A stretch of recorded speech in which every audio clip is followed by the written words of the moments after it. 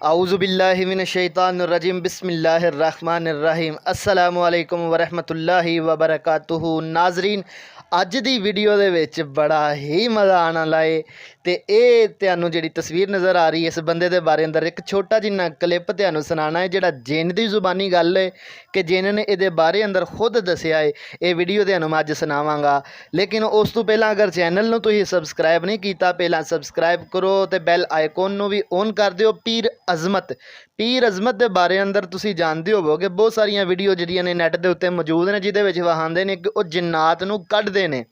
हुण पीर अज़मत की चीज़ है, वह की शै ने, वह की करते हैं, की मामला है। वीडियो रियल होंदियां ने, फेक होंदियां ने, किन्नियां सच ने ते किन्नियां झूठियां ने, वो सारियां गल्लां बाद दियां ने, वो फिर कदी करांगे। लेकिन हुण जिहड़ी मेन गल करन वाली है, अगर पीर अज़मत वो बंदा जिहड़ा है, अगर वो ठीक है, वो बंदा जो वीडियो बनांदा है वो रियल होंदियां ने, तो फिर ओदी वीडियो दे विच ओदी एक छोटा जिन्ना क्लिप तुहानू सुनाना वे, वो तुसीं सुनो ते सुन के जिहड़ा अपनी राय का इजहार भी करिया जे। तुहानू पता तो है वे इस बंदे की हकीकत दा, लेकिन थोड़ी जिनी वाजिया करने वास्ते तुसीं यह वीडियो नू वेखो ते इंजॉय करो जी।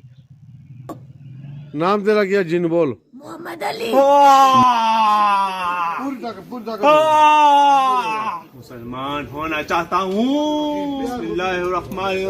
वड्डे वड्डे को मुशौरस थी और किथे गए ने लैके?